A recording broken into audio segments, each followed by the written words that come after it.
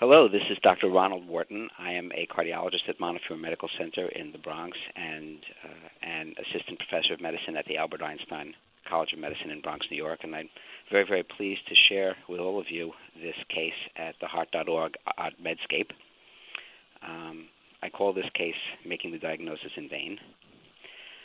So the history, virtually every patient that comes across an echo case in cardiology is short of breath for one reason or another, or so it seems.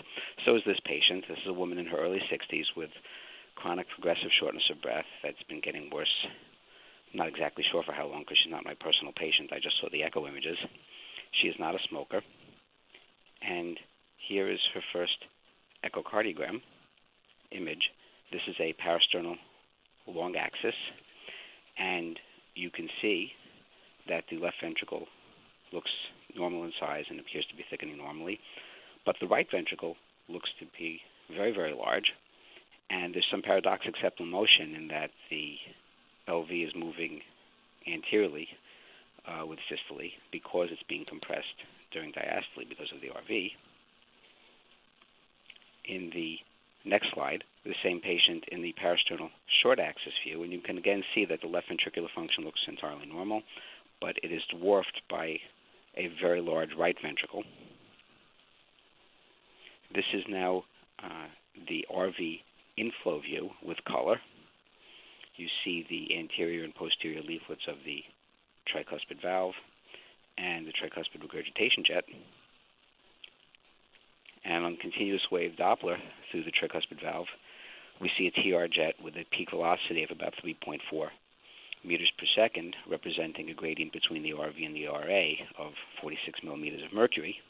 So you can imagine that the PA pressure must be at least 60 millimeters of mercury, depending on the right atrial pressure. We now go to the apical 4 chamber view, where again the left side of the heart appears completely normal, and the RA and the RV both appear dilated. The RV function grossly appears normal, but it's obviously a very dilated ventricle. It dwarfs the LV. It's bigger than the LV, so I think most people would call the RV severely enlarged. Here's a mitral inflow, pulse wave Doppler. The E wave is about 0.6 meters per second. The A wave is somewhat shorter.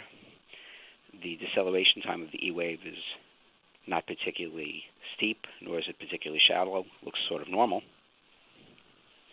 And here is a pulse wave Doppler through the right superior pulmonary vein. Take a good look at that for a second. And then I'm going to ask you a question. Based on what I've shown you, why do you think the right side of the heart is large? Well, let's take another look at the pulse wave Doppler through the right superior pulmonary vein one more time.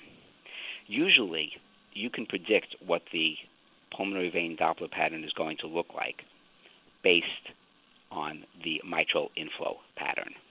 Those correlates are very easily understood once one has a working knowledge of diastology, which one usually obtains through a cardiology fellowship at some point. This is very bizarre because we have a mitral inflow pattern that looks normal, a left atrial size which is normal, and yet there are these retrograde velocities during systole, sometimes in other parts of the cardiac cycle as well, that seem to be present in the pulmonary vein Doppler that would not be predicted by the mitral inflow pattern. So what's this about? Well, this Doppler prompted another study. Next slide. Let me show you the bubble study that was done during the transthoracic echocardiogram. So here we see the injection of agitated saline, and you can see the right side of the heart is pacifying very, very nicely. And intermittently, there are these little jets of bubbles coming in to the left side of the heart. Take a very good look at where you think they might be coming from. Occasionally, you can see sort of a bolus coming through somewhere. I'm not going to say where just yet. But clearly, this is an abnormal agitated saline study. Bubbles don't belong on the left side of the heart.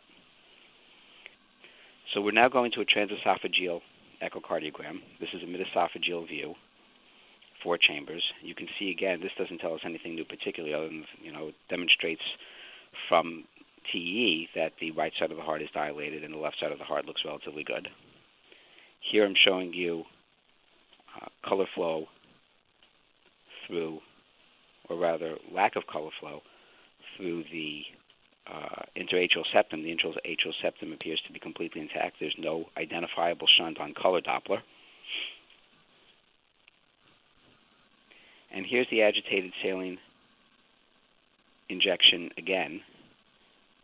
And this is again in an arm vein typically, so blood is going into the superior vena cava, into the right atrium. And there are bubbles coming through the right side of the heart, and you can also see them in the left atrium as well. Now this particular image doesn't tell you where they're coming from, but you can clearly see that they're there. This is a color Doppler of the right superior pulmonary vein, which runs right next to the superior vena cava. And when we look at this on color, you see that there is antegrade flow followed by intermittent retrograde flow. The antegrade flow is in red, the retrograde flow in blue. This is not what you would expect. And on the next slide, you see the pulse wave Doppler through the right superior pulmonary vein, which makes no sense at all compared to the mitral inflow that I showed you in the transthoracic study. Here's another bubble injection, and now I want you to look very, very closely, not just at the right atrium, but the right superior pulmonary vein itself.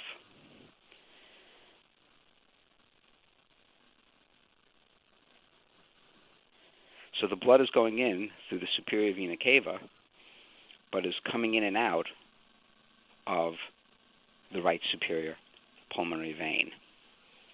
And so this patient actually had a shunt, but it was not an intracardiac shunt per se. The connection is between the superior vena cava and the right superior pulmonary vein, which is why I like to say that in this case the pulmonary vein Doppler was not in vain, because that was the clue in the transthoracic study as to where the abnormal connection was. This was such an oddity that I thought this was worth sharing with you, and I hope you had as much fun with this as we did at Montefiore. This is Ronald Wharton in Bronx, New York, sharing this with you at theheart.org on Medscape, and thank you for listening.